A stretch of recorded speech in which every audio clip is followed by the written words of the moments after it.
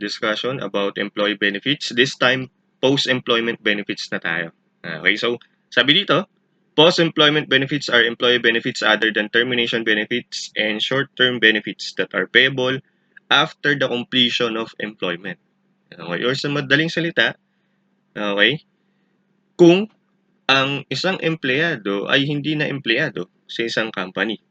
Okay? Pero, in terms of masasabi nating nakumpleto na niya. Okay? So, yung endpoint, nadaan na siya doon. Ay dumaan na siya doon. At ano yung endpoint na yon? Okay? Yun yung tinatawag nating retirement age ng isang empleyado. Okay? Kaya nga kadalasan, kapag usapang post-employment benefits, mainly, we're talking about the retirement benefits. Ito yun. Okay? Kasi nga, ito ay kung saan, ano, magtatapos na yung pagiging employed ng isang empleyado sa isang company because pumatong na siya doon sa retirement age. And the retirement age, no, at a minimum, okay, yan ay 60 years old. Okay, so at least dapat nag 60 years old ka na, pwede ka na mag-retire. Okay, as being employed. Okay? Pero pwedeng i-extend pa yan. Okay, if the employee wants to extend. Pero not more than 5 years. So up to 65, pwede kung gusto mo doon ka na mag-retire. Okay, pero at least, no, kapag pumatong ka na sa 60, pwede ka nang mag-retire. Okay? So, yung benefits na yun, kahit hindi ka na empleyado ng employer mo, ibibigay niya sa'yo. Tawag doon, retirement benefits. Pwedeng lump sum yan or installment. Okay, pag installment, tawag natin dyan, mas kilalang tawag dyan, pension. Okay? Tama? Now, to clarify lang class, no, ang retirement benefits, okay, binibigay at a minimum kapag retirement age ka na, at the retirement age ka na. Okay? Tama? Now, meron kasi tayong batas, paukol dyan sa retirement na yan, okay, na of course, syempre, dapat at retirement age ka na, okay, and aalis ka na sa company, definitely, after that, bibigyan ka ng benefits. Pero, at a minimum, dapat, doon sa pagtungtong mo ng 60 years old, naka-render ka, the same employer, ng 5 years, at least 5 years. Okay, so, bumilang ng 5 taon, nagkataon, pagbilang ng 5 taon, doon ka nag 60 years old. Okay, so, with that, the company, by the requirement of law, is required to give you retirement benefits. Okay? Required na bigyan ka ng retirement benefits. So, hindi automatic pag tumungtong ka ng retirement age, expected mo na bibigyan ka ng retirement benefits. At a minimum, dapat nakapag-render ka ng 5 years with the same employer. Okay? Bago ka nag-retire. Okay, siyempre, ano yan yan yung sinasabi ng batas natin at a minimum, no? Lugi naman sa employer kung gano'n, magkataon, di ba? So at least nakapag-render ka ng 5 years, no? Tapos nagkataon, nag-retirement age ka na. Okay, equivalent to 60 years old. Okay?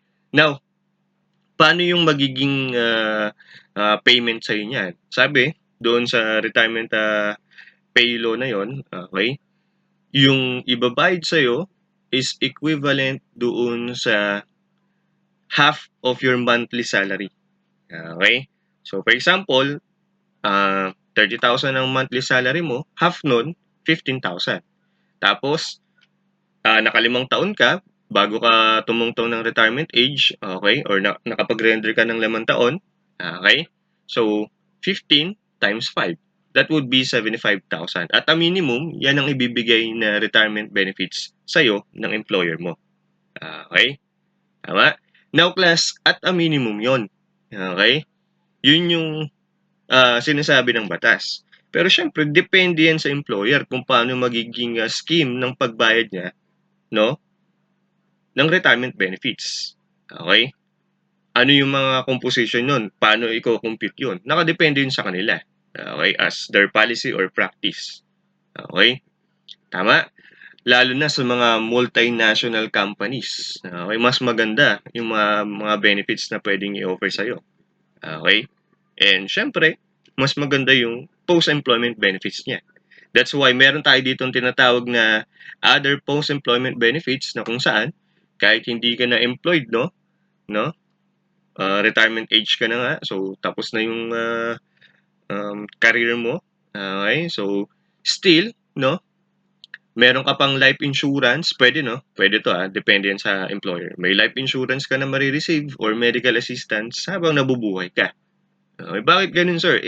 Sabihin na natin that's part of giving appreciation, no, ng employer doon sa employee niya. Okay, for a number of years. Okay? Na ginugol niya para dun sa company, para dun sa employer. Okay, so ano lang 'yan.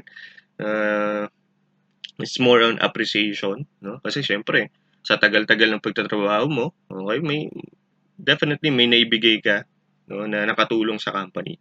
So si company ganun din 'yon, binabalik niya. In reality class, more ano to, no? More complicated, okay? And sabihin na natin applicable pagdating sa mga multinational companies. Okay? Ito talaga yung nagbibigay ng mga magagandang benefits.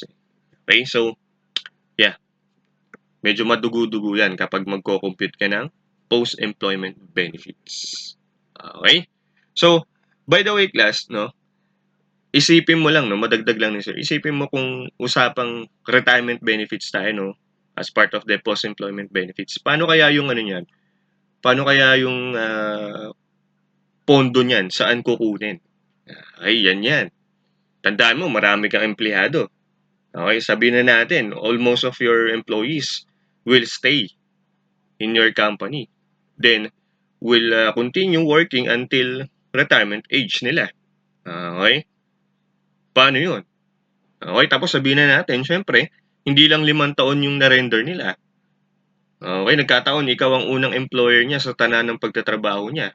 Tapos hanggang mag-retire siya. O ilang years yun. Halos kalahati ng buhay niya yun, lalabas. Tama? Or more than that. Okay, paano yung pondo nun? Okay? Tapos hindi ka pa at a minimum, multinational company ka. So, yung post-employment benefits or retirement benefits na binibigay mo, di hamak na mas mataas. Okay, paano magiging computation nun? Paano yung pondo nun? Okay, kaya diyan pumapasok itong mga sasabihin natin ngayon. Post-employment benefit plans can be contributory or non-contributory and funded or unfunded. Okay? Sabi dito, pag contributory, both the employer and the employee contributes to the retirement benefit plans. Okay? So, may contribution sa side ng employee, may contribution din sa side ng employer. Okay? Take note class sabi ko nga, medyo malaki-laking gastusin yan, no? Kapag nagkataon, no? Pag may mga nagre-retire na sa inyo na mga empleyado ninyo. So, in terms of the fund, dapat ngayon pa lang sinisimulan na ang pag-iipon yan. Okay? So, pag contributory, may contributions yung employee, may contributions yung employer. Okay, parang ano yan, SSS, yan. May mga, di ba, may mga statutory contributions tayo. So, ang SSS, it's like retirement benefits. Pero, hindi yan, tawag ito, hindi yan, sabihin na natin, hindi yan talagang burden. Masasabi ko, no, hindi talaga burden yan ng employer. Though, nagko-contribute siya, pero whatever happened doon sa fund ng contributions, wala na siya doon. Mamaya isisingit natin yan, ulitin natin yan. No? May classification kasi tayo ng post-employment benefits.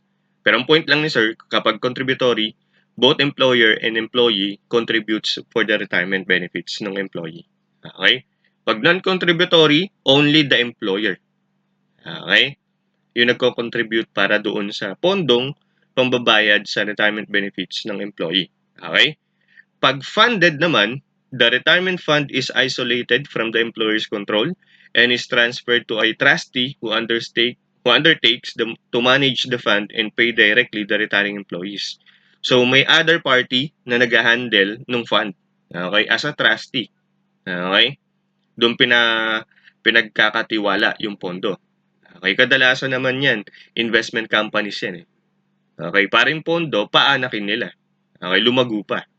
Okay, sila nang bahalang mag-manage nun, saan nila pwedeng i-invest. Yung investment companies na yan, saan nila pwedeng i-invest yung pondong nabibigay sa kanila from time to time ng company.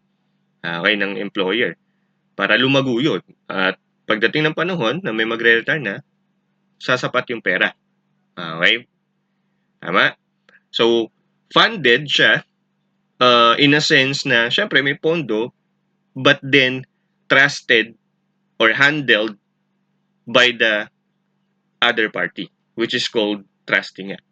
Okay? Na, yun nga, ulitin natin, realistically, investment companies yung mga trustee na yan. Okay? Either banks, okay, or a specific investment company.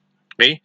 Pag unfunded, the employer manage any established funds and pay directly the retiring employee. Okay, sa funded, may naghahawak na other party. So, in terms of payment, siya nang bahala magbayad kay employee. Pag unfunded, okay, ito, meron, no? Meron din daw funds. Okay? And then, yung employer mismo ang bahalang mag-alaga ng funds na yon. And pag nag-retire na employees, sila na rin yung magbabayad niyan. Okay? So, hindi siya totally unfunded. Okay? Pero unfunded in a sense na hindi siya hawak ng other party. Okay? Hawak siya ni employer. Okay? Pwede sigurong ganyan, lalo na kung yung employer mo ay investment companies. Okay? Siya mismo ay investment companies. O, siguro may experience siya in doing that. Pero kung yung employer mo ay manufacturing company, di ba? So, wala kang idea kung paano paanakin yung investment at dumami pa. So, mas magandang italaga mo yan sa iba. Okay? So, funded. Mas maganda sana. Okay? Now, kung ikaw ang empleyado, class, anong gusto mong combination ng dito, benefit plans? Okay? Post-employment benefit plans. Siyempre, gusto natin non-contributory, di ba? Si employer lang ang magko-contribute. Tapos, gusto natin funded. Okay? At least may other party na nagha-handle. Di ba? Para at sabihin na natin medyo safe. Okay? So, ano lang yan. Kumbaga, typical na gusto natin as employee kung sakaling we're talking about post-employment benefits, no? So, non-contributory and funded. Yan ang gusto sana natin. Okay? Anyway, next is, ito na, classification. Meron tayong classification under PAS 19 with the post-employment benefit plans.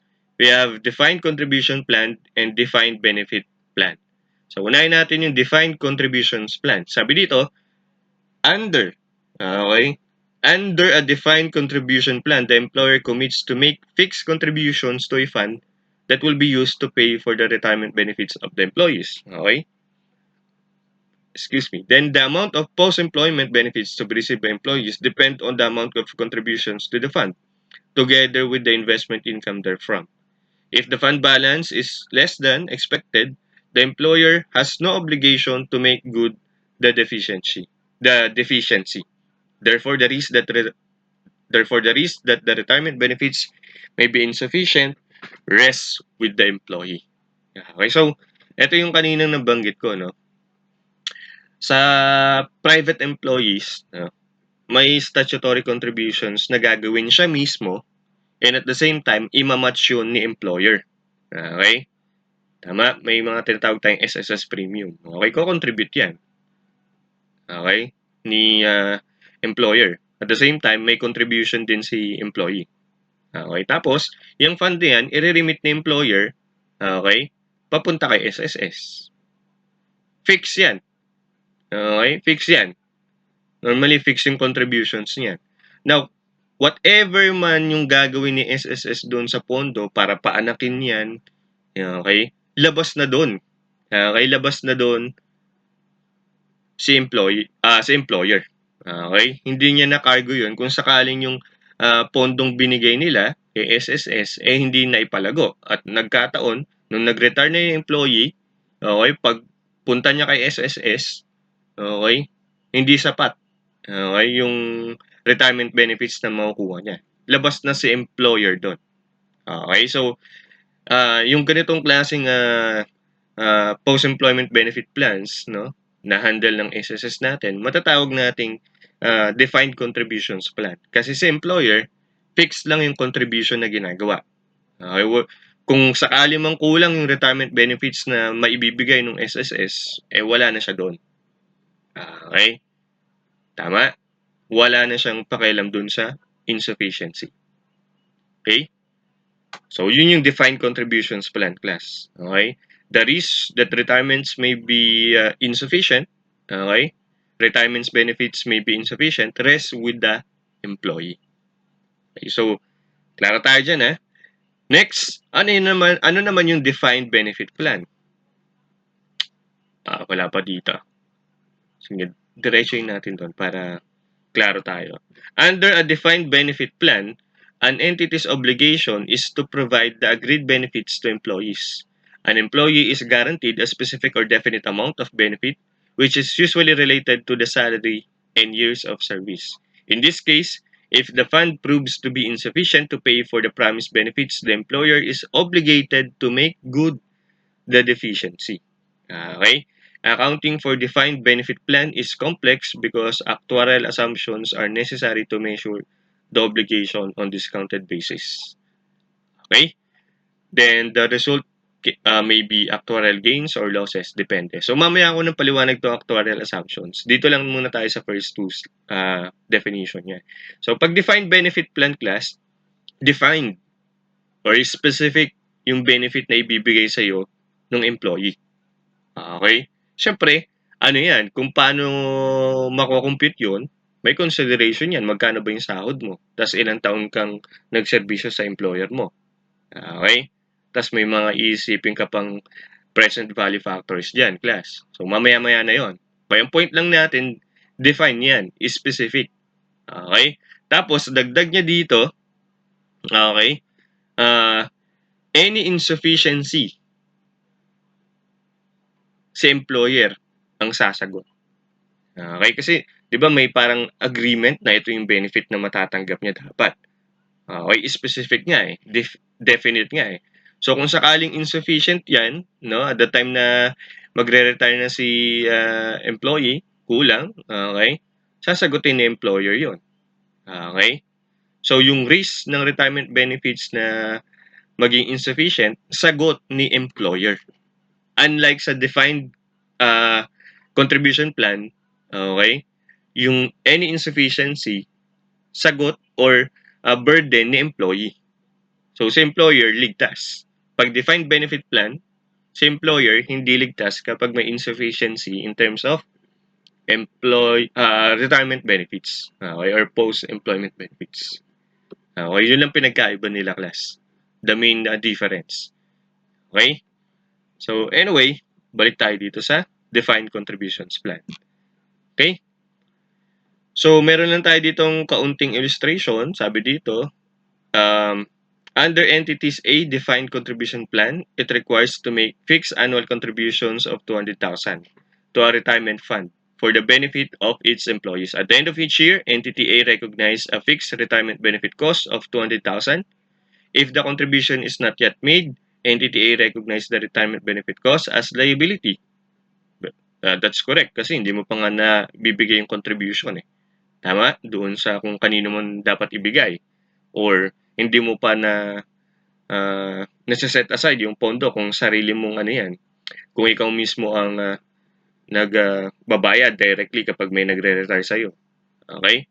Pero normally, class, yun nga, ulitin ni sir, kapag multinational companies, kadalasan pinahandle nila yan sa other parties. Okay? Kumbaga funded in a sense na may formal trustee na nag-handle niyan. Okay? So, syempre, kapag di ka pa nag-contribute, automatic may utang ka. Okay?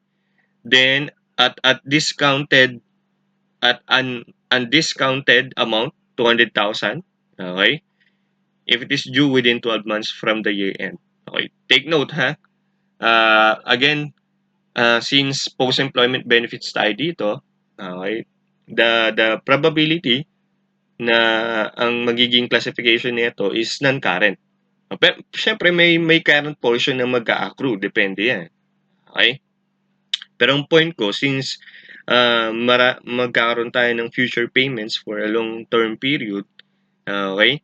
Ang normal classification nito non-current. Okay? At kung sakaling ganun, no, may iisipin na naman tayong present value. And with that, kailangan nating i-discount yon. Okay? So, may discount rate or interest rate, then yung present value computations, gagawin natin. Okay? Normally kasi kapag within 12 months lang class, no, ang basehan lang natin ng presentation and recording ng utang, equivalent dun sa absolute amount, dun sa face amount ng utang. Pero pag more than one period, okay, katulad ng mga bonds, notes payable, yan, kinukuha natin yung present value niyan. Okay? Yung discounted amount. Okay? Kapag more than 12 months or more than 1 year. Okay? So, yun lang ang point lang natin dito, no? Now, kung yung contributions na ginawa mo for that year, sobra doon sa dapat mong gawin, instead na may utang ka, lalabas may prepaid asset ka niyan. Okay? Yun yung sinasabi niya dito eh. Okay, so, walang masyadong problema dito, class, no? Okay? Dahil ang problema, or should I say, ang challenging, nandoon sa defined benefit plan. So, diretso na tayo doon. Okay? So, dito, okay, meron tayong gagawing steps, no, in getting the defined benefit plans or in accounting for defined benefit plans. Okay, so, meron, una, i-determine kung may deficit or surplus. Okay? Pangalawa, may prepaid asset ba or accrued liability? Okay, when it comes to that benefit. Then, letter C, i-determine natin yung defined benefit cost. Or simply the employment benefit expense. Okay? Or employee benefit expense, rather. Okay? So, kung paano kumpitin yan, pakita na natin. Okay. So, first, no, tandaan na, defined benefit plan tayo. So, dito tayo magpo-focus kasi ito yung medyo challenging nga. Una, i-determine mo kung may deficit or surplus. Anong sabi nun? Pangalawa, determine mo kung may prepaid asset or accrued liability. Pangatlo, i-determine mo yung defined benefit cost or simply the employee benefit expense. Okay? Kita na rin. So, the deficit or surplus is the difference between the following. Number 1, projected benefit obligation. Number 2, fair value of plan asset. Yung projected benefit obligation, ito yung estimated amount mo na magiging retirement benefit liability mo. Okay? Simple as that. Utang yan. Okay? Fair value of plan assets. Okay? Plan assets. Okay? Pondo yan. Ito yung pondo mo. Okay? Na maaaring itinalaga mo sa trustee or ikaw mismo na iniipon mo dyan. Okay? Now, class, ang point ni sir, okay, merong deficit, okay, kapag yung estimated na babayaran mo ay mas mataas dun sa pondo mo. Okay, ito yun. If the fair value of plan asset is less than the projected benefit obligation, the difference is deficit. Tama naman. Yung pondo mo kulang dun sa pambayad sa utang. Okay? This means that the fund is underfunded. Oh, that's correct. Next, if fair value of plan asset is more than the projected benefit obligation, the difference is surplus. This means that the fund is overfunded. So, sobra yung fair value ng funds, okay, na itinalaga mo dyan sa babayaran mong retirement benefits at some point, okay, versus doon sa na-project na amount. Okay, o yung estimated amount. Okay? So, with that, surplus yun. Okay? Sobra yung pondo doon sa estimated utang. Okay? Simple as that, ha? So, yan ang basehan natin to determine the deficit or surplus. Now, ang tanong siguro, paano mo kumpitin yung projected benefit obligation tsaka fair value of plan assets? So, maya-maya. Eto na. Now, in determining, no, the fair value of plan assets, ending balance. So ito class, medyo i-familiarize nyo lang yung mga items na dapat nating i-consider, no?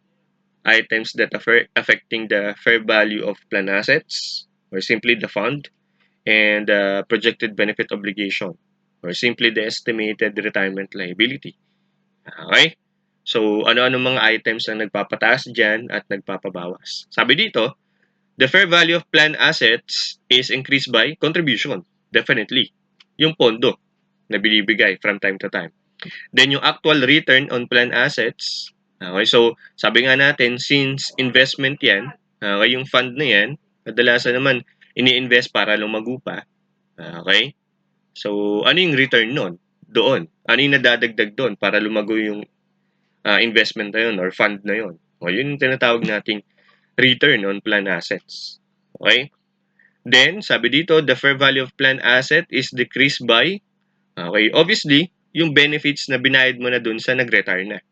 Okay? Malamang nabawasan yung pondo nun. Okay? Kasi may nag-retire eh. Okay? Letter B, realized loss on plan assets. This amount is actually netted against actual return. Okay, so just in case no class, may times na since ini-invest natin yan, hindi naman tayo palaging panalo. So kung sakaling may lugi, okay, at some point binawi natin, no, para hindi natin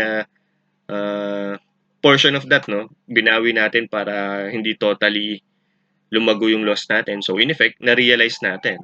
Okay, any realized loss, no, from that investment, from that fund, ninenet natin against dun sa previous or against dun sa previous return on plan assets na na-avail natin. Kung sakaling may realized loss tayo, okay? Kasi nga, investment yan, class. Sinasabi lang nating realize kapag in-execute mo. Okay? Meron kasi tayong term na unrealized. Okay? Loss siya, paper loss lang yon. Gain siya, paper gain lang yon. Hindi mo pa in-execute. In-execute mo kapag binawi mo yung investment. Regardless kung loss yan or gain yan. Yun yung sinasabi nating realize. Okay? Dito sa actual return, no, we're not talking only doon sa tawag nito, investment income. Okay? We're talking also, for example, may interest din yan. Okay? And at the same time, since investment yan, may dividend income din yan. Okay? So, maraming factors na nakaka-affect kung ano yung nagsisilbing return on the plan assets. Okay? So, anyway, tandaan na, yung realized loss on plan assets, kung meron mang ibibigay sa problem, inenet natin yan doon sa actual return on plan assets. Okay? Ito, kumbaga sa simpleng salita, kabig yan, dagdag yan sa pondo. Ito yung tinatawag nating investment income, dividend income, interest income. Okay? Next, the projected benefit obligation naman increased by current service cost. Okay, kung ano yan, mamaya papaliwanag natin. Pero bigyan ko ng konting idea. Okay, since ano yan, retirement yan. So, estimation natin ng service or retirement benefit okay, for this year. Okay? Yun lang yun. Pag past service cost, yung previous estimation natin para dun sa mga nakaraang taon. Okay? Nagagastasan natin for the post-employment benefits. Okay? Yung letter C, interest expense on projected benefit obligation. Since utang to at ginagamitan natin ng present value yan, okay? So, may interest expense din tayo na i-incur. Okay? Letter D, actuarial loss, kasama din, nagpapataas yan. Kasi nga, loss. So, in effect, dagdag utang yan. Okay? Then, the projected benefit obligation naman decreased by benefits paid to retirees. Okay? Siyempre, nagbayad ka na, bawas na yun sa utang mo. Okay? Letter B, actuarial gain. Okay, in effect, since liability to, itong tinutukoy natin, projected benefit obligation, kung gain yan, in effect, bawas siya. Okay? Tama, di ba? Utang yan. So, nagkaroon ka ng actuarial gain. O, in effect, yung utang mo nabawasan. Kasi nga, nagka-gain ka eh. Okay? Gain sa side mo, so in effect, bawas yun sa utang. Okay? So, tandaan class again, deficit or surplus, you just comparing the fair value of planned assets and yung projected benefit obligation. Now, kung paano makompute yung mga fair value of planned assets and projected benefit obligations, ito yung mga yon. Okay? Lagyan nyo na lang siguro ng mnemonics. Okay? Bere kapag fair value of planned assets. Pag projected benefit obligations, CPA ba? Okay? So, kayo nang bahala mag-familiarize niya. Okay? Anyway, so ano lang tayo, illustration. Generous company maintains a fund to cover its pension plan. The following data relates to the fund for the current year. Again, class, if you want to solve it, stop the video, then afterwards, pwede mo i-play. Okay? So, ang question lang naman, fair value of planned assets on December 31. Okay, so inaalam niya kung ano yung balance na magiging fair value of planned assets natin on December 31. Okay, so ano nga ulit yung mga items na nakaka-apekto sa fair value of planned assets? Okay, so meron tayong increase, nagpapataas, and meron tayong decrease, yung nagpapababa. Balikan natin Ito yun, the fair value of planned assets, syempre, nagpapataas dyan yung contribution. Kasi, take note, yung planned asset na yan, pondo yan. So, yung contribution from time to time na ginagawa, dagdag talaga yan. And any other actual return doon sa pondo. Kasi nga, investment yan. So, nanganganak din yan. Tama? Dagdag yon. Tapos, ano nagpapabawas sa planned assets? Okay? Yung benefits na binayad mo na doon sa retired employee. So, tanggal na yun sa magiging pondo mo. Kasi, pambabayad mo yun. And any realized loss on the fund. Okay? So, alam mo na. So, meron tayong beginning fair value of planned assets, 8,750. I-consider natin yan. Siyempre, beginning balance yan. Plus, yung contribution. Okay? Ito yun, 700,000. Tama? Plus, yung return on planned assets. Kasi ito yung parang ano niya, nanganak na pera or dagdag pera niya. Okay? So, plus din yan, 950. And minus yung pension na binayad. Okay? 600.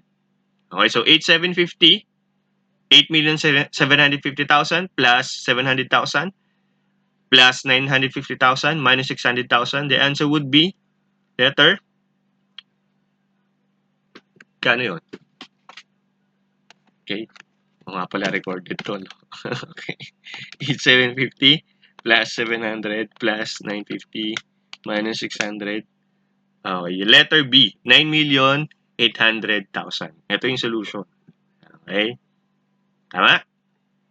O, ganun lang kasimple ang class. So, sa defined benefit plan, it's more on, as of now, no, i-familiarize natin yung mga items na nakaka-apekto sa fair value ng plan assets and projected benefit obligations. Okay? Next, ano pang sabi dito? Ito. Richie Rich Company revealed the following information for the current year. What is the fair value of planned assets on December 31? Okay tayo dyan. What is the projected benefit obligation on December 31? Okay, this time naman, projected benefit obligation.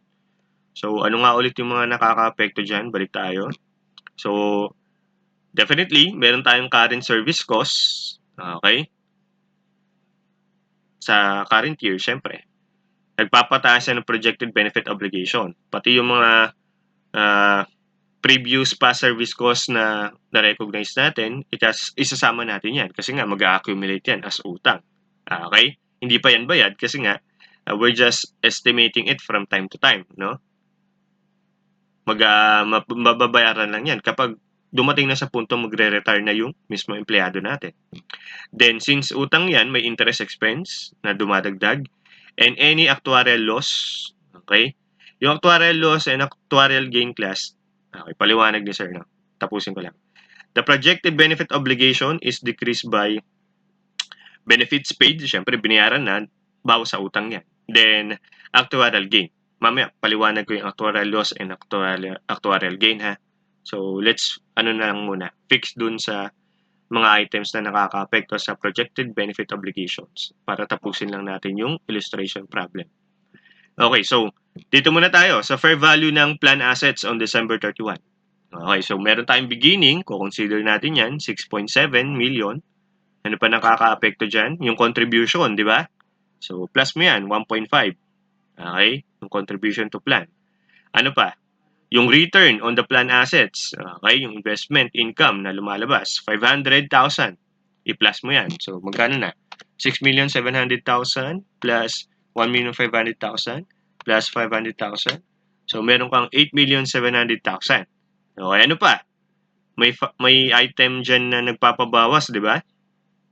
So, ito yon yung benefits paid doon sa mga nag-retire. Minus 800,000. Okay. So, anong sagot natin? Letter C, 7,900,000. Yung ba yun? Ito nga. Okay. Tama. Now, doon naman sa projected benefit obligation, so take note, may beginning balance na binigay dito. Consider mo yan. Tapos ano yung papataas niyan? Okay? Siyempre, yung current service cost na estimated natin. Plus yung mga previous service cost na na-recognize natin. No? So, in effect, nag-accumulate yan to make liability. To come up with the updated amount of liability. Okay, so 7.6 as the beginning balance ng projected benefit obligation plus current service cost na 1,450,000 plus 300,000, no, yung past service cost. Okay? Then, ano pa? Okay. Meron pa tayong interest, di ba? Sana yun? Ayan, no? Interest expense on projected benefit obligation. Binigyan ka dito ng problem ng discount rate, 10%. That will be the rate, no, to use to get the interest expense. Saan natin to i-base yung tong 10%, sir? Okay? Siyempre dun sa beginning balance ng utang natin. And that is 10% of 7,600,000. So, plus natin 760 kasi 10% of 7,600,000 is 760,000. So, plus mo yan. Okay, as of now, may 10,110,000 tayo. Take note, merong nangyaring benefits payment doon sa mga nag-retire na. Magkano yun? 800,000. Bawas mo yan. Hindi na utang yan. Tama ba? So, the answer would be 9,310,000. Tama ba si sir? Okay. So, ito yun. Diba? 9,310,000. Okay? Tama po ba? I hope nasusundan yan, class, ha? Okay. Next. Okay. In terms of determination ng prepaid asset and accrued liability benefit costs. Okay? So, sabi lang dito, if there is deficit, the deficit is the accrued benefit cost. Okay, deficit siya kasi nga sabi natin, yung projected amount ng utang natin, ng retirement benefits liability natin, mas mataas compared dun sa pondo. Okay? So, deficit nga yun. And that deficit is being recognized under account accrued benefit costs. Okay? Kasi lumalabas parang may ano ka pa eh, may utang ka eh. Diba? In terms of comparing the fund and comparing the estimated or projected amount of your obligation with regards to retirement. Okay, so may kailangan kang i-accrue na utang kasi nga kulang yung pondo mo. Okay, defined benefit plan to, take note class. So any insufficiency, sagot mo, employer. Di ba? Anong classification natin ng accrued benefit cost? Non-current liability yan. Normally naman kasi talaga non-current yan. Okay? If there is a surplus, the prepaid benefit cost, okay, alam natin pag surplus, yung pondo, okay, yung fair value of plan asset, mas mataas kaysa doon sa projected benefit obligation. So, lumalabas nga, may prepaid. Okay, may prepaid tayo na benefit cost. Okay? Now, in terms of determining the prepaid benefit cost as the non-current asset, no, in recognizing that, we choose between the lower of surplus, yung amount ng difference ng fair value of plan assets and the projected benefit cost, or yung amount ng asset ceiling. Okay? Ano yung asset ceiling? Sabi dito, the present value of any economic benefits available in the form of refunds from the plan or reductions in the future contributions to the plan. Okay, ganito yan, class. Di ba sabi natin, non-current utang, okay, ang post-employment benefits lumalabas, di ba? Kasi in-estimate mo yan. Now, yung asset ceiling, class, from time to time kasi, syempre hindi naman yung estimation mo for this year, hindi naman magiging parehas yan sa next year. Kasi anong mga factor na nakaka-apekto doon? Una sa lahat, okay, this year, maaring meron na mag-resign sa'yo. Okay, so, at the time na nag-set ka na, no, na kailangan mag-compute na tayo ng retirement benefits, kailangan may pondo na tayong isa-set dyan, hahanap na tayo ng third party. Sa current year, applicable yon. Okay? Kung ano man yung mga data na nakuha mo, ilang empleyado yan. As of now, ilang taon sila. Expected natin ilang years sila magre-render sa atin kung sakaling aabot sila ng retirement age. Okay? May mga ganung factor na kino-consider dyan eh. Nagkataon, next year, nabawasan na ng mga empleyado. Okay? So, in terms of contribution, okay, tinansya mo na yan na applicable for employees na ganito yung number na employees na magre-retire. Next year, iba na eh. Okay? So, in terms of the fund or the plan, defined benefit plan, no? Kailangan din somehow may refund ka makukuha. Kasi that's one reason na bawasan ka ng empleyado. Okay? Or kung hindi man refund from the plan, mababawasan dapat yung future contributions mo. Kasi nga, from time to time, nababawasan ka ng empleyado. Okay, so, magiging iba na rin yung pwede mong i-estimate na amount ng utang mo. So, in effect, dapat yung contributions mo din mabawasan, magkaroon ng reduction. Okay? Now, the present value of that refunds from plan or reduction in the future contributions, yun yung tinatawag nating asset ceiling. Okay? We need to consider that. Okay? Kasi nga, ang prepaid benefit cost, kapag in-entryhan natin yan sa libro, okay, we choose kung ano yung mas mababa between the surplus and the asset ceiling. Okay? So, yun lang. Ano mo lang, simple attack lang natin class. So, tandaan mo masasabi nating prepaid asset yan or prepaid benefit cost kapag mas mataas yung fair value of plan asset kaysa sa projected benefit obligation. Considered as surplus yan. Pero take note, this time, since ang tinatanong, prepaid asset, consider mo kung ano mas mababa, yung surplus or yung asset ceiling kasi yun yung kukunin natin. Okay, next, may accrued liability tayo kung sakaling pondo natin mas mababa kumpara dun sa estimated obligation natin. Okay? Kasi nga defined benefit plan to. So, yung any insufficiency, sagot natin employer. Okay? And with the difference, tawag natin doon deficit. Okay? Or formally recognized under account accrued benefit costs. Okay?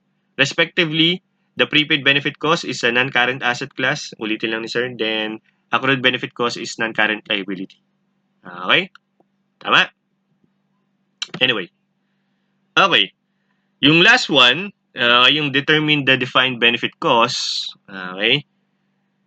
Ito yung mga dapat mong i-familiarize. Okay? Medyo madami-dami to. Okay?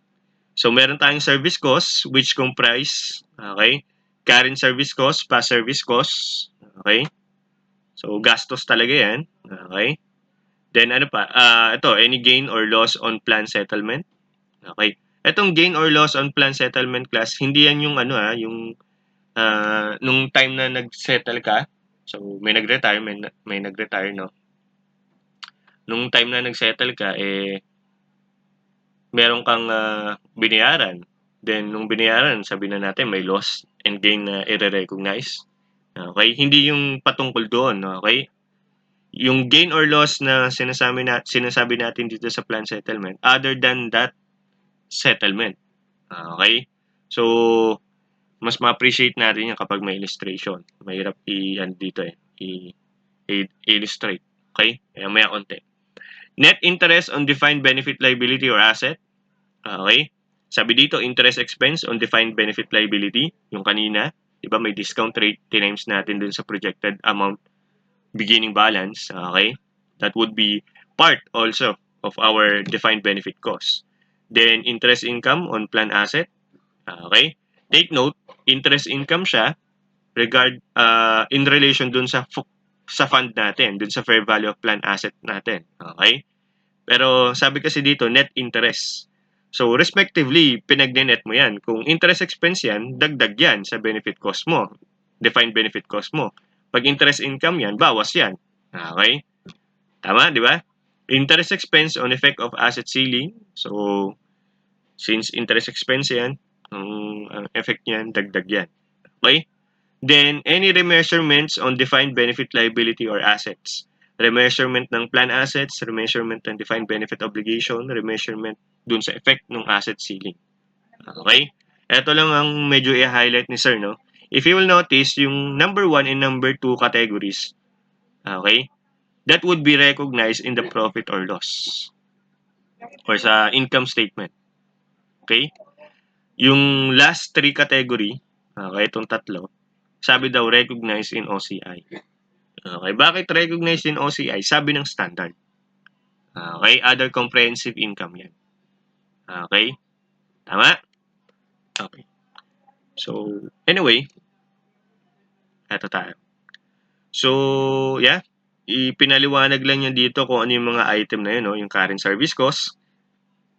Sabi dito, that is the increase in the present value of defined benefit obligation resulting from the employee service in the current year.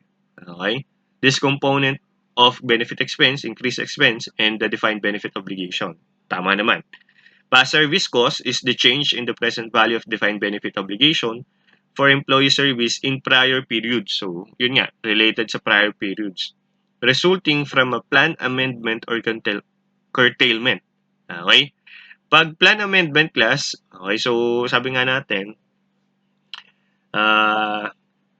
may times kasi na ang plan naman talaga kailangan maging flexible. Hindi naman kung from the start, ito yung sinet natin na sabihin na natin, contributions, di ba? Tapos ito yung napag-usapan in terms of the returns, dapat ganitong returns, magbabago at magbabago yan. Okay, any changes dyan, okay, dun sa existing defined benefit plan natin, tawag natin doon plan amendment. Okay, then yung plan curtailment is a significant reduction by the entity in the number of employees covered by defined benefit plan. Ito yung from time to time nga kapag nababawasan ng empleyado mo. Okay? It's either na nag-resign na sila, okay? Or yung iba, sabihin na natin, namatay. Okay? Yung iba naman ay, sabihin na natin, nag-retire na. Definitely. Okay? So, yung plan, nagbabago din. Okay? May respective curtailment din na mangyayari dyan. Okay? So, all of that factors affecting the present value of the past service cost na kinukompute natin. Okay? Ano pa? Gain or loss on settlement arises when the employer's obligation to provide benefits is eliminated other than from payment of benefits according to the terms of the plan. Okay? So, let's see kung meron tayo sa illustration para mas ma-appreciate natin. Next. Okay, so pinaliwanag lang niya dito yung kanina, no? Yung mga interest. Okay? Interest expense on defined benefit liability. Okay, then interest income on plan asset. Then interest expense on effect of asset ceiling. So, pinaliwanag niya dito kung paano computein, no? Pero mas maganda nga kung may illustration. So, maya-maya unti yan. Then, ano pa? Determine the defined benefit cost, remeasurement of plan assets, okay? The difference between the actual return on the plan assets and the interest income on plan assets. Okay. If the actual return is higher than the interest income, the difference is a remeasurement gain. If the actual return is less than the interest income, the difference is remeasurement loss. Okay, take note yung actual return na tinutukoy natin dito class, hindi lang patungkol sa interest. Ito yun, sa baba. The components of the actual return include the following. So, may interest, dividend, and other income derived doon sa investment natin, sa fund natin for the employee benefits, di ba? Then, may realized and unrealized gains din. Okay? So, just in case, yun yung composition ng actual return ng plan assets natin. Just in case na mas mataas daw yon kaysa dun sa interest income, tawag natin doon remeasurement gain. Okay? Kasi normally naman talaga class, ang fund na yan, okay, ang main na nagpapataas dyan, interest income. Kasi nga investment yan eh. Okay, interest income. Main na nagpapataas dyan, interest income. Okay, kung sakaling may difference, no, ng actual return on plan assets, kasi nga may other income na pwede natin ma-derive from that fund. Okay? Yun yung actual return. Kung may difference, comparing it to the interest income, tawag natin doon remeasurement gain. Now, kung hindi naman, yung interest income mas mababa dun sa actual return, okay? Tama? Sorry. Yung actual return mas mababa kumpara dun sa interest income, tawag natin doon remeasurement loss. Okay, mamaya-maya, para mas klaro, no, in terms of computation, syempre dapat may illustration tayo. Plan assets, asset held by long-term benefit fund and qualifying insurance policy. So, ito yung mga yon. Okay? So, pabasa na lang class. So, we're talking about here yung itong, saan ba? Ito yung tinutukoy natin dyan. Basta ang sa akin lang, no, ang tandaan nyo from as of this moment, yung terms of recognition. The first two categories, profit and loss yan. The third category, yung mga items na yan sa OCI. Okay? So, anyway, meron pa ba? Okay. Eto na. So, determine the defined benefit cost. Remeasurement of defined benefit obligation is the recognition of the actuarial gain and actuarial loss. Okay? Actuarial gain and actuarial loss are changes in the present value of defined benefit obligation resulting from experience adjustment and the effects of changes in actuarial assumptions. Experience adjustments are adjustments from differences between the previous actuarial assumptions and what has actually occurred. Okay, tandaan. Kung yung actual benefit obligation ay mas mataas kaysa dun sa estimated amount, may actuarial loss tayo. Okay? Now, kung yung actual benefit obligation mas mababa dun sa estimated amount, may actuarial gain tayo. Okay, pasok na natin yung actuarial assumption. Sabi nga natin class, yung defined benefit plan or simply the retirement benefits, no? Yan ay ini-estimate mo as of this moment. Okay? Lalo na kung pumasok na sa isang formal funding yung employer para diyan sa retirement benefits ng mga empleyado niya. Okay? Pumasok na siya ng kontrata with other party. Okay? So, ang point dyan, class, meron kasing yung party na yon, okay? Or kung hindi man yung mismong hindi yung mismong company, no? Yung employee nung other party na yan, okay? Sila yung bahalang mag-measure niyan eh. No? Yung retirement benefit plans mo, yung estimated amount. Okay? So, may kino-consider na mga factors yan or items. Okay? In estimating. Okay? Kadalasan ang tawag natin dyan, actuary. Okay? Yung gumagawa nun, actuary. Okay? These are individuals who are compiling and analyzing statistics with regards, syempre dito, connected dito sa post-employment benefits. Pero take note in general definition, actuary is compiling and analyzing statistics about something. Okay, dito nagkataon, employment benefits ang in-estimate niya. Okay, anong mga factor ang kino-consider niya? Okay, syempre, una sa lahat, ilang empleyado yon. Okay, tapos pangalawa, ilang taon na sila, and then ano yung expected na nila na stay nila sa company. Okay, that will matter kasi. Okay, from time to time ini-estimate yan every year. Okay, ano pa yung mga factor? Syempre yung lifespan nila, yung mga health condition nila, kasi syempre i-consider din yan.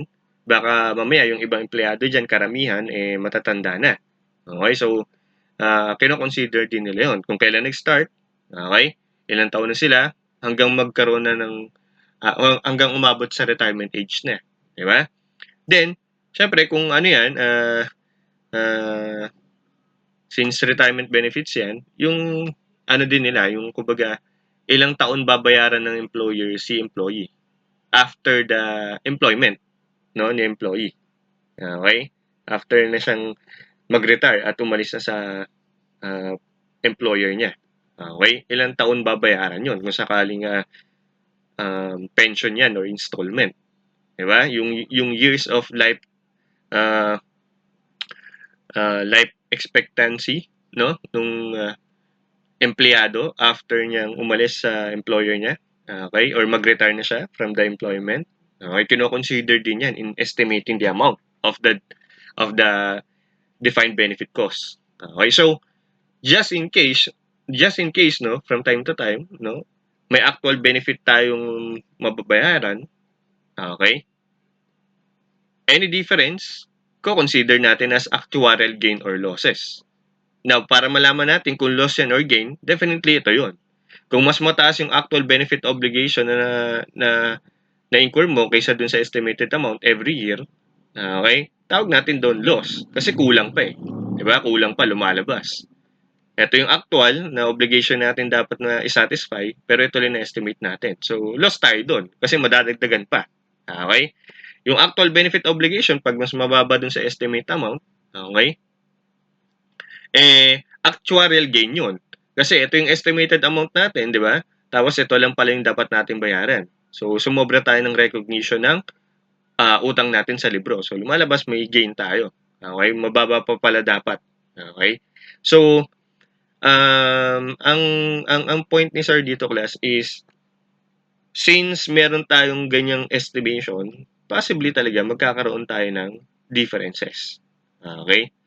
And since connected yan, no, sa ginagawang analysis ng actuary ng tinatawag natin, kaya siya tinawag na actuarial, no? Okay? Yan ay nire-recognize natin as part ng defined benefit cost natin. It's either loss or gain. Okay? So anyway, para mas ma-appreciate, pupunta tayo dyan sa illustration. So dito tayo sa illustration. So sabi dito, an employer pays lump sum to employees when they retire. The lump sum is equal to 5% of their salary in the final year of service for every year of service. The following data pertain to a certain employee. The employee is expected to work for 5 years. Okay, so that's one of the assumption. The salary expected to rise by 8% per annum. Okay, ito may increase pala no from time to time every year yung sahod ng empleyado. Then the salary in 2020 is 200,000 per annum. Then the discount rate is 10% per annum. Yung 10% na discount rate, class, kadalasan pinapattern yan sa kung ano yung market interest rate. Okay? Kadalasan. Yung prevailing market interest rate. Magandang i-base yan sa mga bangko. Okay? Then determine the projected benefit obligation each year. Pakita lang natin Okay. Sabi kasi dito, yung lump sum payment as na employment benefits, no, equal dun sa 5% of their salary in the final year of service. Okay? Pero take note, for 2020, 200,000 yung salary niya. Okay? Sinabi rin dito na from time to time, no, from that year, 2020, mag-i-increase siya ng 8% per annum. So, 8% 2020, 2022, another 8%. So, in effect, ano siya? Compounded. Okay? So, this time, ang gagawin natin, times 1.08 times 1.08, lalabas dyan. Okay? Hanggang mag-arrive tayo dun sa pang-5 taon. Okay? If you will notice, sabi dito, in this case, the final salary is equivalent to 272,100. O, paano nakuha yan? I-ano ko lang, explain ko lang. 1.08, di ba? Sabi ko nga, ano yung compounded lumalabas? Times 1.08. 1.08 times 1.08. That pertains already 2 years, no? 2 taon na yan. O, pangatlo pa ulit, times 1.08. Okay? 1.25 times 1.08 ulit. 1.36. Okay, lumalabas 1.36. Okay, teka lang. Nasaan yun? Okay. So, tama. So, in 2024, so 2020, no? January 2020 up to December 31, 2024. So, ilang taon yon? Okay? 5. Pero take note, yung future value natin na kinonsider dyan for the first year, wala yan. Wala tayong future value factor na ko-consider dyan kasi isang taon lang yan. Okay, good as 1 yan. So, 2021, 2022, 2023, 2024, doon lang tayo kumukuha ng future value factor. Okay, so in totality, meron tayong 1.36, no? Tama?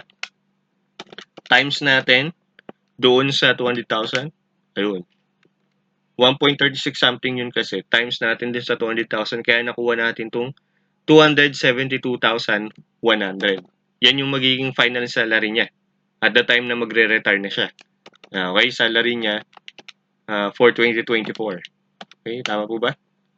Now, sabi dyan, 5%, okay, the lump sum is equal to 5% of their salary in the final year of service. So, 5% of the 272,100, okay, yan, 13,605. Okay, yan yung lumalabas na current service cost na dapat nating bayaran sa kanya. Okay? Pero take note, since post-employment benefits to, so may discounting tayong gagawin. Ito yun. Pakita lang ni sir. Ito yun. Okay? So, present value factor ang gagamitin natin this time. Okay? So, kung paano nakuha yan, class, okay? Hindi ko na masyadong elaborate kasi ang point ko dito, no, since sipas lang tayo, ayaw natin maging masyadong complicated yung discussion when it comes to post-employment benefits kasi I think that would be properly to be discussed doon sa intermediate accounting 2 nyo. Okay, since sipas lang tayo, ayaw nating pahirapan yung mga buhay natin for this. Okay? Ayoko din kayong tawag na to, ma-overwhelm sa information. Kasi medyo nga ang computation nito eh. Okay? Kaya mga actuary ang nagko-compute nito. Sila nang bahala mag-compute nito. Pwede naman sa totoong buhay ang mag-compute nito CPA, no? Pero in terms of experience kasi dapat meron siyang experience, okay, in terms of computing this. Okay? As of now, wag muna natin intindihin to, no? And ina-assure naman ni sir na hindi to lalabas. Itong specific problem na to. Ang gusto ko lang na i-familiarize nyo yung kanina.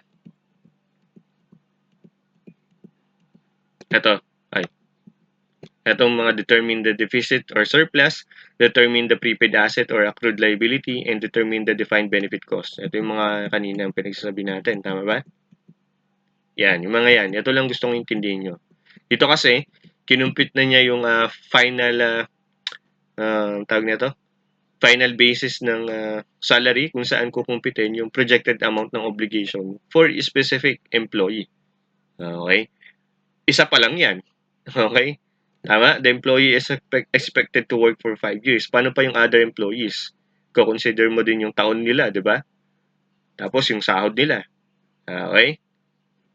Tapos ilang taon silang expected na tatagal after the employment. So, those are all consideration in terms of the actuarial assumptions, no?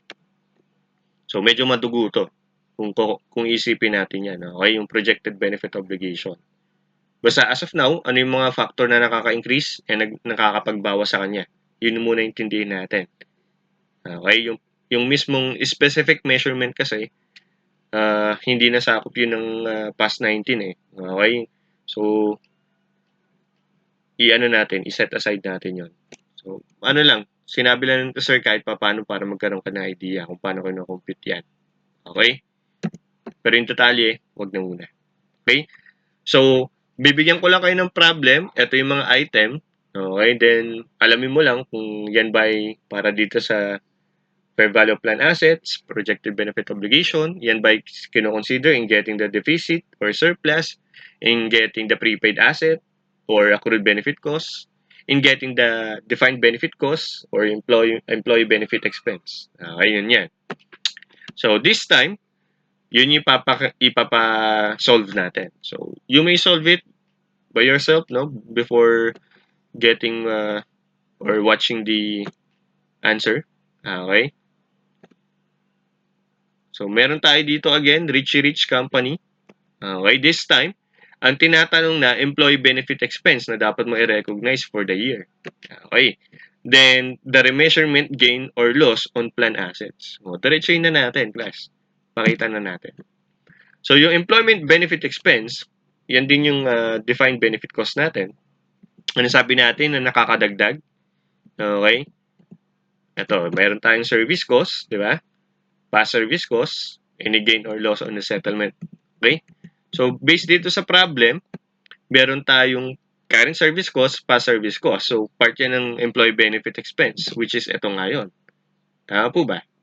Okay? Ano pa ang nagiging part? Yung interest expense. Tama? Nasaan na yun? Sinabi natin yun. Yan. Ito, di ba? Interest expense on defined benefit obligation. Then, nababawasan din ng interest income. Kasi take note defined benefit cost to. So, expense yan. So, any expense, additional yan. Any cost, additional. Now, any income or kabig, bawas yun to get the net amount. Di ba? So, meron tayo, balik tayo dun Ito. So, meron tayong 1,450,000 as the current service cost. Gastos yan, di ba? Past service cost, 300,000. Gastos din yan. So, ito yung ano natin, no, mga items na kasama. Then, meron tayong interest on projected benefit obligation. Okay? That is the 10% of the beginning balance ng projected benefit obligation. Interest expense to So, dagdag gastos yan. Di ba? Plus 760,000. Then, interest on plan assets. So, ito yung lumalabas na interest income doon sa fund. Okay? So, saan ang basis niyan? 10% again, nung mismong fair value of plan assets natin, beginning balance. And that is 670,000. Interest income on the plan assets. Di ba, kinukuha natin yung net amount niyan, okay, to get the net amount of the employee benefit expense. So, if you notice, since interest income yan on the fund, binawas natin. Okay, so you have 1,450,000 plus 300,000 plus 760,000 minus 670,000. You have 1,840,000. Okay, for the employee benefit expense to be recognized for the year. Okay? Tama, di ba? Okay, now, what is the remeasurement gain or loss on the plan asset? Ito yun, parang nabanggit natin yung kanina, di ba? Ito. If the actual return is higher than the interest income, difference is remeasurement gain. If the actual return is less than the interest income, the difference is remeasurement loss. Di ba? So, nakuha natin yung interest income, tama ba ako? Doon sa plan asset, which is 670,000. Then, may actual return bang binigay? Ayun, meron. 500,000. Okay, tama po ba? So, actual return on plan assets, 500,000. Mas mababa kumpara dun sa interest income on plan assets, 670,000. Okay, so lumalabas, meron tayong remeasurement loss on plan assets. Okay, 170,000. So, lugi tayo. Okay, lugi tayo. Kasi supposedly, dapat 670,000 sana nakuha natin Pero in actual, 500,000 lang. Kasi nga, yun yung interest income In actual, 500,000 lang. Okay? So, may mga other factors kung bakit nabawasan yun. And then, we arrive at the amount of the actual return. Okay? So, yun nga, since yung supposedly na dapat makuha mo, 670, pero nakuha mo lang 500, so may loss ka, 170. Okay? Remeasurement loss on the plan assets. 670, 170. 170 loss. Kasi 500 less, 670. Okay, now, pag tinanong naman sa'yo yung defined benefit cost, take note, kasama yan sa i-consider mo. Okay, dalawa yan sila. Okay, 1,840. Okay, plus 170. Pero since loss to, in effect, deduction yan. Meron kang 1,670,000. Total defined benefit cost. Okay? Total defined benefit cost. So, para mas ma-appreciate mo pakita natin yung entry. So, on journal entry niyan, class, if you will notice, ang dinebit mo as employee benefit expense, yung kanina na compute natin, 1,840,000. Then, since meron tayong remeasurement loss, okay, take note itong remeasurement natin, puro remeasurement yun, natatandaan ko Yan. Ito mga puro remeasurement ng plan asset, remeasurement ng defined benefit obligation, and yung effect ng asset ceiling, recognizable yan sa OCI. Okay? The rest, yung first and two categories, recognizable yan sa profit and loss. Okay? Section ng Statement of Comprehensive Income. Okay? So, balikan natin So, that's why, in-emphasize lang natin dito sa entry, OCI ang difference na 170,000. Okay? Accrued employment benefit cost, no? 510,000. Then yung cash na contribution from time to time every year, 'di ba? 1.5. 1,500,000. Sir, nakuha namin yung 1,840,000. Yung remeasurement loss nakuha din natin. Yung cash na 1.5, gets ko yan kasi given. Paano nakuha yung accrued employee benefit cost? Di ba tandaan mo na yung fair value ng planned assets and yung projected benefit obligation, pinagko-compare natin yan para malaman nga natin kung may deficit or may surplus, di ba? Now, pag deficit, okay, take note, yan ay mako-consider as accrued liability. Kulang pa eh. Kulang pa yung pondo mo eh. Kaya nga deficit. So, may utang ka pa. Kapag pag surplus, no, sobrang pondo dun sa estimated amount ng utang, may prepaid ka, lumalabas. Okay? Now, syempre, kailangan natin i-determine yung ending balance nung fair value ng plan assets tsaka yung projected benefit obligations. Yung ending balance niyan, i-compute natin. And papasok na naman tayo dun sa una nating na-discuss, di ba? Yung computation. Saan ba yun? Para at least, nare-refresh tayo. Eto, yung mga items na nakaka-apekto sa fair value ng plan assets and items na nakaka-apekto sa projected benefit obligation. Either increase or decrease yan. Pakita natin. Okay? So, ganun lang din yung magiging approach natin dito. Then, saka natin compare kung deficit nga o surplus. So, sa fair value ng plan assets, meron kang beginning balance na 6,700,000. Okay, ito yun. Diba? Given. Then, yung contribution, dagdag pondo, from time to time, 1.5. Okay, actual return ng plan assets, 500, dagdag yan. Minus benefits paid to retirees. Okay, so since may binayaran tayo dahil may nag-retire this year, tanggalin yun sa pondo natin. So meron tayong fair value ng plan assets, 7.9. Okay, yung projected benefit obligation naman, ano yung updated balance niya? May 7.6 million ka.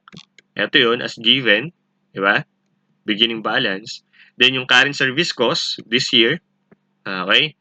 Then yung past service cost, yung mga previous year, to accumulate, meron tayong 1.45 plus 300,000, 1.45 million, then 300,000, plus mo yan. Then the interest for that obligation, which is 10%, di ba? Tama ba yung binigay na discount rate? 10%, basis niya, yung beginning balance ng utang mo. Okay, which is 7,600,000. So, 760 yun. Tama? Minus yung binayaran natin dun sa mga nag-retire. So, bawas sa utang yan. So, 800,000. Okay, di ba? 7,600,000 plus 1,450,000 plus 300,000 plus 760,000 minus 800,000. You have 9,310,000. Okay? 9,310,000. Now, if you will take the difference between the two, mas lamang yung projected benefit obligation kaysa doon sa ang tawag nito? Kaysa doon sa fair value of plan assets niya. Anong difference? 1,410,000. Okay? 1,410,000. Okay, sir. Nakuha namin. Paano nga nakuha yung 510,000? May binawas ka pa na previous accrued employee benefit beginning balance na 900,000. Saan mo nakuha yun, sir? Okay? Kaya ang nirecognize mo lang this year, yung increase. No? Increase for that. Saan mo nakuha, sir, yung 900,000? Ito yun, class. Magkano ba yung beginning balance ng fair value ng plan assets natin? 6.7. Compare it dun sa projected benefit obligation, beginning balance din. Kasi itong beginning balance of this current year, ending yan ng last year, di ba? Tama? So, 6.7 minus 7.6. Okay? This time, lamang pa rin yung projected benefit obligation kumpara dun sa fair value of plan asset. Okay? So, may difference na 900,000. So, last year, may na-accrue, no? May na-accrue na 900,000. Okay? As computed this year, okay, since accumulated yung mga amount niyan, meron kang 1.410. O para mag-appear siya na 1.410 million, di ba? From 900,000, naging 1.410, magkano lang dapat i-recognize mo this year? 510. Okay, dagdag utang for this year para maging 1,410,000. Coming from 900,000 before. Okay, that's why yun yung amount na ni-recognize natin for this entry. Okay, na kailangan nating i-recognize sa libro. Okay? So anyway, I hope that would be clear, class, no? And kung hindi clear, ulitin lang natin yung video. At kung hindi pa clear at may gustong i-clarify kay sir, pwede nyo itanong kay sir personally. No? You may direct dun sa email, okay, or sa Facebook. Message nyo lang sa sir. Okay? I hope may time si sir para dyan. Okay? So class, review question lang. Onting review question lang in terms of theories. Post-employment employee benefits include all of the following except. So, letter A. Okay, non-monetary benefits such as housing, cars, and subsidized goods. Retirement benefits, of course, post-employment yan. Post-employment, life insurance, medical care, definitely post-employment yan, di ba? Obvious na obvious. Okay, so in letter A, yan yung exception. Dahil alam ko, ito ay, kung natatandaan nyo, ano siya, short term, long term, or termination? Short term yan. Okay, pag ganyan ka-silent, short term yan. Mga subsidized goods, normally pang short term yan. Yung housing and car, pwedeng long term, pero syempre, since general yung sinabi niya dito, we assume na pang short term yan. Okay? Next, it is a benefit plan under which an entity pays a fixed contribution into a separate fund and will have no legal or constructive obligation to pay further contributions if the funds become insufficient. Di ba? Dalawa ang post-employment benefits natin. Defined contribution plan and defined benefit plan. Ito, fixed contribution. Di ba? Tapos, any insufficiency, hindi daw niya sagot ni employer. Okay? Ano yon? Defined contribution plan. Okay, letter B. Pag defined benefit plan, any insufficiency, sagot ng employer. Kasi nga, definite yung amount. Specific yung amount na ibabayad mo. Kaya nga dito sa kanina, di ba, may na-recognize tayo na accrued employee benefits. Kasi nga, kulang yung pondo compared dun sa estimated na amount na babayaran. Okay? So, letter B ang sagot dito. Next, the entity retains the obligation for the payment of retirement benefits without establishment of separate fund. Okay, di ba? Apat yung kanina. Contributory, non-contributory, funded, and unfunded. Di ba? Pag contributory, both employer and employee contributes. Non-contributory, both employer and employee contributes. Tama, di ba? Pag non-contributory, employer lang nagko-contributes. Pag funded, may fund, tapos formally, binibigay yung fund sa isang trustee, siyang nang bahala doon. Pag unfunded, may fund, pero hindi ka rin masyadong sure kasi ang namamahala, no, is yung company. Okay, baka mamaya hindi ma-handle ng maayos yung fund. Okay? So with that, ano kaya yung tinutukoy niya dito? The entity retains the obligation for the payment of the retirement benefits without the establishment of separate fund. Okay, letter D. Unfunded yan. Okay, unfunded plan. Okay, class. End of presentation na tayo. Okay, again, class, kung merong clarification, question, you may email me or message me sa Facebook. Yun lang.